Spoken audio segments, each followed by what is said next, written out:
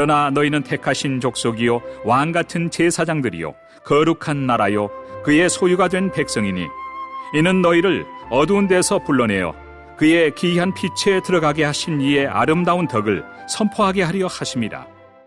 기도하겠습니다. 자비하신 하나님, 예배하게 하심 감사드립니다. 교회에서 예배하든지 온라인으로 예배하든지 지금 있는 자리가 하나님 만나는 거룩한 곳 되게 하옵소서. 예배를 통해 하나님의 음성 듣기 원합니다. 우리의 생각과 계획, 아집과 이기심을 내려놓고 말씀에 집중하게 하시고 하나님께 더 가까이 다가가게 하여 주옵소서. 지난 주간도 부끄럽고 죄송한 모습 많았음을 고백합니다.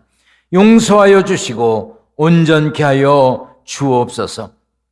객지, 외국, 군대, 병상에 있는 성도들, 코로나 검사받고 격리 중인 성도들, 코로나 치료 중인 이들, 치료하는 의료진들, 방역을 위해 애쓰는 이들, 저들 모두를 하나님 붙들어 주시옵소서. 주여, 이제 이 코로나에서 우리 모두 노임받게 하여 주옵소서. 하나님께서 우리를 기억하여 주시고 보호하여 주옵소서. 영상과 음성으로 예배하는 이들에게도 신령한 은혜로 함께 하실 줄 믿습니다. 성령께서 함께 하셔서 치료와 회복의 기쁨이 넘치게 하실 것을 믿고 예수님의 이름으로 기도하옵나이다. 아멘. 할렐루야. 평안하셨는지요? 주 안에서 평안을 누리며 사는 승리자가 되시기를 축원합니다. 오늘부터 몇 주 동안 교회를 가까이라고 하는 주제로 교회가 무엇인지 살펴보면서 은혜를 받고자 합니다. 교회의 본질은 무엇인지, 교회는 어떤 곳인지, 교회는 무엇하는 곳인지 살펴봄으로써 기둥교회가 앞으로 나아갈 방향을 점검해 보고자 합니다. 교회는 한자로 가르칠 교자의 모일 회자입니다. 교회는 하나님의 말씀을 가르치고 배우는 모임입니다. 사전에는 이렇게 나옵니다. 교회, 예수 그리스도를 주로, 이 주는 임금주자의 주인주자죠. 예수 그리스도를 주로 고백하고 따르는 신자들의 공동체 또는 그 장소라고 했습니다. 어느 날 예수님이 제자들에게 너희는 나를 누구라 하느냐라고 물으셨습니다. 그때 베드로가 주는 그리스도시요 살아계신 하나님의 아들이시니이다라고 고백했습니다. 그러자 예수님은 네가 복이 있도다 하시면서 너는 베드로라, 내가 이 반석 위에 내 교회를 세우리니 음부의 권세가 이기지 못하리라 하셨습니다. 이처럼 교회는 예수님을 구세주로 고백하고 따르는 성도들의 모임입니다. 성도는 기독교 신자를 높여 부르는 말이죠. 신약 성경에 교회라고 하는 단어는 에클레시아라고 하는 단어로 되어 있습니다. 신앙생활 오래 하신 분들은 에클레시아라고 하는 말을 많이 들어보셨을 겁니다. 이 말은 무엇으로부터 부름받은 사람들이란 뜻이 있습니다. 정리해보면 교회의 존재 이유와 다른 집단과의 차별성을 오직 하나님의 부르심, 이 하나님의 부르심에 두고 있음을 알 수 있습니다. 성경은 온통 부르심에 대한 이야기입니다. 하나님은 아브라함을 부르셔서 고향과 친척과 아버지의 집을 떠나라고 하시고 큰 민족을 이루고 복을 주시겠다고 하셨습니다. 애굽에서 종살이하던 이스라엘 백성들을 불러내셨고 가나안에 들어가게 하셨습니다. 이스라엘 백성이 바벨론에서 포로로 살아갈 때 그들을 불러내셔서 본토로 돌아가게 하셨습니다. 그리고 하나님은 예수님을 통해 우리를 부르셔서 죄로부터 구원해 주셨습니다. 할렐루야! 죄로부터 구원받은 이 일은 얼마나 감사한 일인지, 얼마나 귀한 것인지 알 수 없습니다. 여러분 모두가 저와 함께 구원받았음에 감사해야 합니다. 감사하십니까? 아멘. 여러분 늘 감사하며 사시기를 주님의 이름으로 부탁드립니다. 아멘. 얼마 전 영국에서 있었던 일입니다. 어느 커플이 복권에 당첨이 됐어요. 그런데 그 당첨된 복권을 받지 못했다는 뉴스가 있었습니다. 두 사람은 5주 연속 같은 숫자로만 복권을 구입했는데 지난 2월 자신들이 찍은 7개의 번호가 당첨이 되었습니다. 당첨금이 무려 2,800억 원입니다. 기독교인들은 2,800억 정도야 돈도 아니기 때문에 놀라지도 않지요. 감정 표현도 없습니다. 2,800억 원에 당첨됐습니다. 그런데 그 돈을 받지 못했습니다. 그들은 복권을 살 때 통장에서 돈이 자동으로 빠져나가도록 해놓고 복권 구입을 이제 매번 했습니다. 그런데 1등으로 당첨된 그때 통장에 잔액이 부족해서 복권 구입하는 결제가 이루어지지 않은 겁니다. 우리나라에서 복권이 얼마입니까? 얼마죠? 1,000원? 1,000원인지 500원인지 그 복권의 종류에 따라 조금씩 다르겠습니다만 하여튼 보통 1,000원짜리 사지요? 맞아요? 네. 그런데 그 1,000원 정도의 돈이 없어서 2,800억 원을 받지 못했습니다. 얼마나 황당했을까요? 하나님의 부르심에는 하나님께서 구원의 길로 허락하신 예수 그리스도를 믿으면 구원받는다, 멸망치 않는다고 하는 이 말씀은 실수가 없습니다. 오류가 없습니다. 우리에게 잔액이 필요한 것도 아닙니다. 누구든지 예수 믿으면 구원받아 하나님의 자녀가 되고 천국 백성이 됩니다. 여러분 통장에 잔고 없어도 됩니다. 요한복음 1장 12절 말씀입니다. 같이 읽겠습니다. 시작. 영접하는 자, 곧 그 이름을 믿는 자들에게는 하나님의 자녀가 되는 권세를 주셨으니 예수님을 영접하면, 예수님 믿으면 하나님의 자녀가 됩니다. 하나님의 부르심, 하나님의 구원은 2,800억보다 더 소중한 것입니다. 이 세상 어떤 값진 것도 우리가 받은 구원보다 더 귀하지 않습니다. 예수 이름이 아니고서는 그 누구도 무엇으로도 구원을 얻어낼 수가 없습니다. 하나님의 부르심이 그만큼 소중하고 귀함으로 우리들 모두가 감사하며 살아야 합니다. 감사합니다. 감사합니다. 범사에 감사하라고 그랬잖아요. 모두 범자, 일사자, 모든 일에 감사해야 됩니다. 왜? 우리가 구원받은 사람이기 때문에. 이런 구원받은 감격과 감동과 기쁨으로 사시는지요? 오늘 아침에 눈을 떴을 때 나를 부르신 하나님이 나를 구원하시기 위해서 예수님을 보내주셨고 예수 믿는 나를 구원해 주셨구나. 오늘도 나는 큰 선물, 위대한 선물, 엄청난 선물을 받았구나. 감사합니다. 감사합니다. 오늘을 살게 하신 것 감사합니다. 이런 마음으로 오늘을 시작하셨는지요? 아니면 아이고 이 지긋지긋한 세상 또 눈 떴네. 이 지긋지긋한 인생 언제 끝나나? 그런 마음으로 하루를 시작하셨습니까? 매일매일 부르심에 대한 감사, 구원받은 것에 대한 감사, 하늘 백성이 된 것에 대한 감사, 천국 갈 것에 대한 감사, 그 감사가 넘치는 삶이 되시기를 축원합니다. 교회는 에클레시아, 즉 부름받은 사람들의 모임이라는 것을 성경에서 명확하게 말씀하고 있습니다.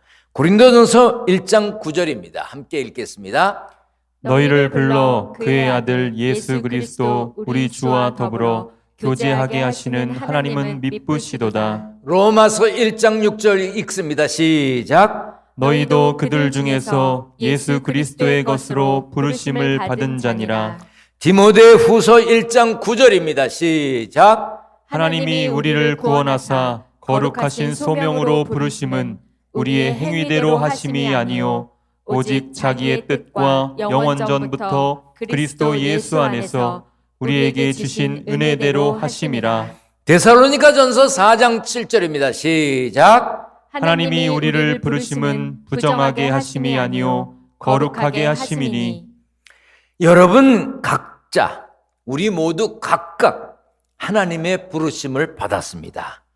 여러분도 저도 하나님의 부르심을 받았습니다. 믿습니까? 아멘. 그러므로 부름받은 감사와 부름받은 사람의 정체성을 가지고 정체성을 지키고 살아야 합니다. 우리는 하나님의 부르심을 받아 하나님의 소유가 되어 죄된 세상으로부터 분리되고 구별된 거룩한 주의 백성입니다. 이 정체성, 이 정체, 이것을 결코 잊지 말아야 합니다. 부르심에는 차별이 없습니다. 하나님이 부르신 것에는 차별이 없습니다. 누구든지 믿으면 됩니다. 인종이나 계급이나 성별이나 계층이나 조건도 자격도 구별도 차별도 없습니다. 누구든지입니다. 그래서 갈라디아서 3장에 이렇게 말씀하고 있습니다. 너희는 유대인이나 헬라인이나 종이나 자유인이나 남자나 여자나 다 그리스도 예수 안에서 하나이니라. 로마서 10장에 있는 말씀입니다. 시작. 유대인이나 헬라인이나 차별이 없음이라. 한 분이신 주께서 모든 사람의 주가 되사 그를 부르는 모든 사람에게 부요하시도다. 누구든지 주의 이름을 부르는 자는 구원을 받으리라. 누구든지 주의 이름을 부르는 자는 구원을 받으리라. 이것이 우리가 받은 은혜입니다. 이것이 우리에게 허락된 하나님의 부르심의 은총입니다. 할렐루야. 아멘. 얼마 전 어느 전직 대통령의 아들이 신학대학원에 들어갔고 이제 신학대학원을 졸업하고 절차를 밟으면 목회자가 될 것이라고 하는 소식이 언론을 통해서 이제 알려졌습니다. 여러분은 어떻게 생각하십니까? 그 전직 대통령 아마 마음에 안 드실 겁니다. 그 아들 어떻게 생각하십니까? 전직 대통령은 엄청난 사태의 핵심 인물이었고 그 아들은 탈세 혐의로 2년 8개월 동안 수감 생활을 했습니다. 그런데 어느 날 그는 교도소에서 이제 창밖을 내다보고 있는데 찬송 소리가 들리더래요. 알고 보니까 그 종교방에서 어떤 분이 부른 찬송이었다고 합니다. 교도소에 아마 종교방이 있는 모양입니다. 근데 그 찬송 소리를 이제 듣고 있는데 눈물이 나더래요. 그때부터 더 찬양하고 싶고 더 예배드리고 싶고 아주 간절한 마음이 생겼답니다. 결국 신학대학원에 진학하게 되었다고 합니다. 사실 그는 그 전에도 신앙을 가지고 있었다고 합니다. 이 소식이 전해지자 교계에서는 격려와 우려의 목소리가 함께 있었습니다. 과거가 어찌됐건 회개하고 신학대학원에 들어갔으니 좋은 목회자가 되라는 응원의 메시지가 있었습니다. 반면 그의 아버지가 저지른 잘못은 물론이고 자신의 과오, 이건 모두 철저히 회개해야 된다 하는 약간 떨쩍지근한 표현을 한 분들도 계셨습니다. 저는 격려의 목소리도 우려의 목소리도 다 이해가 갑니다. 하지만 우리는 이것을 기억해야 합니다. 예수님은 회개하고 돌아오면 누구라도 용서하시고 구원해 주신다는 것입니다. 제 이 표현이 마음에 안 드십니까? 그렇다면 여러분들은 성경을 부인하는 겁니다. 누구든지 회개하고 돌아오면 누구라도 용서하시고 구원해 주시는 분이 우리 주님이십니다. 삭개오를 생각해 보세요. 그는 세리장이었고 부자였습니다. 당시 세리는 로마 정부에 협력하면서 자기의 부를 축적하기 위해서 세금을 거둬들이는데 부당하게 많은 세금을 거뒀습니다. 거둬야 될 세금보다 더 많이 거두어서 자기의 것으로 착복했습니다. 그래서 사람들에게 미움을 받았고 멸시를 받았습니다. 삭개오라고 하는 사람은 세리 중에 대장인 세리장이었습니다. 돈이 얼마나 많았겠습니까? 그 많은 돈은 대부분 너무 많이 거둔 돈이지요. 거두면 안 되는 돈이었습니다. 자신이 착복하면 안 되는 것이었습니다. 그런 것으로 부를 축적한 이 삭개오가 예수님을 만나기 위해서 나무 위에 올라갔습니다. 그 모습을 본 예수님은 삭개오야 내려와라. 삭개오야 속히 내려오라고 하셨습니다. 예수님이 그 삭개오를 구원의 자리로 부르신 것입니다. 그러자 삭개오는 부르심에 순종해서 이렇게 대답했습니다. 같이 읽겠습니다. 주여 보시옵소서. 내 소유의 절반을 가난한 자들에게 주겠사오며 만일 누구의 것을 속여 빼앗은 일이 있으면 내 갑절이나 갚겠나이다. 삭개오의 행동은 예수님의 부르심 앞에 회개가 무엇인지 명확하게 보여줍니다. 삭개오는 단순히 입으로만 회개하지 않았습니다. 그동안 자신이 어떻게 잘못했는지를 고백했습니다. 그리고 자신이 잘못해서 얻은 것들을 다 내려놓았습니다. 그리고 예수님의 부르심에 순종했습니다. 부르심에는 이 같은 회개, 이 같은 돌이킴이 있어야 합니다. 말만이 아니라 실천에 옮기는 행위로 보여주는 회개가 있어야 합니다. 그렇게 회개하여 돌이킨 사람은 누구나 구원받는 것이 성경에서 말하는 부르심입니다. 예수님은 주는 그리스도시요 살아계신 하나님의 아들이십니다라고 고백한 베드로의 고백을 들은 후에 제자들에게 이렇게 말씀하셨습니다. 누구든지 나를 따라오려거든 자기를 부인하고 자기 십자가를 지고 나를 따를 것이니라. 교회는요, 입으로만 신앙 고백하는 사람들의 모임이 아닙니다. 자기를 부인하고 자기 십자가를 지고 예수님의 부르심을 따르는 사람들의 모임입니다. 예수님은 누구라도 부르셨지만 아무나 그 부르심을 따라갈 수 있는 것은 아닙니다. 주 예수보다도 귀한 것은 없네. 이 세상 부귀와 명예와 행복과 바꿀 수 없네라고는 찬송이 있지요. 그런데 주 예수보다도 귀한 것은 없네라고 하는 그 부분만 기억하면 안 됩니다. 세상 즐거움 다 버리고 세상 자랑 다 버렸네 하는 이 부분을 기억해야 합니다. 그러므로 우리는 말씀을 따라야 합니다. 성경을 같이 읽겠습니다. 여러분은 전에 모르고 쫓았던 욕망을 따라 살지 말고 여러분을 불러주신 그 거룩하신 분을 따라 모든 행실을 거룩하게 하십시오. 에베소서 4장 1절 말씀입니다. 여러분은 부르심을 받았으니 그 부르심에 합당하게 살아가십시오. 하나님은 우리를 거룩으로 부르셨습니다.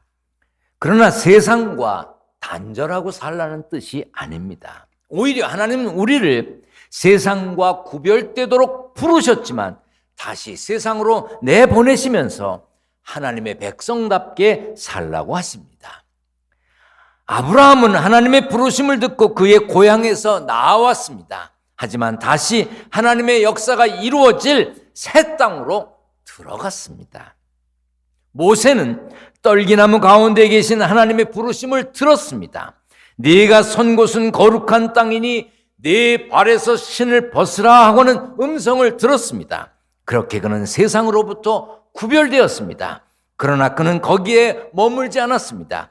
내 백성 이스라엘 자손을 애굽에서 인도하여 내게 하리라고 하는 하나님의 명령을 듣고 순종해서 다시 애굽 궁전으로 들어갔습니다. 이사야는 성전에서 제단의 숯으로 용서받았습니다. 죄 용서받았습니다. 구별된 것입니다. 그러나 거기서 멈추지 않았습니다. 하나님께서 내가 누구를 보내며 누가 우리를 위하여 갈고 하셨을 때 내가 여기 있나이다. 나를 보내소서 하며 부르심에 응답했습니다. 이처럼 교회는 세상으로부터 부름받은 사람들의 모임이며 동시에 세상으로 보냄받은 사람들의 모임입니다. 예수님은 이렇게 말씀하셨습니다. 좁은 문으로 들어가라. 멸망으로 인도하는 문은 크고 그 길이 넓어 그리로 들어가는 자가 많고 생명으로 인도하는 문은 좁고 길이 협착하여 찾는 자가 적음이라. 부르심을 따라 사는 것은 좁은 길을 가는 것, 좁은 문에 들어가는 것과 같습니다. 우리는 세상으로부터 부르심을 받은 거룩한 주의 백성입니다. 또한 세상으로 보냄받은 사명자입니다. 그 정체성을 잘 간직하고 어디서든지 언제든지 세상의 소금과 빛으로 사는 승리자가 되시기를 축원합니다. 축원합니다. 기도하겠습니다. 전능하신 하나님, 우리를 불러주신 것 감사합니다. 우리를 구원받게 하신 것 감사합니다. 천국 백성 되게 하신 것 감사합니다. 그러나 우리가 세상으로 나가야 하는 사명자인 것을 더 깊이, 더 강하게 깨닫고 세상으로 나가 소금과 빛으로 사는 사명자의 사명을 잘 감당케 하여 주옵소서. 땀 흘리고 애써 모은 물질 구별하여 드립니다. 11조, 감사헌금, 건축헌금, 선교헌금, 1,000번제물 여러 가지 제목으로 여러 가지 기도 제목을 적어서 예물을 드립니다.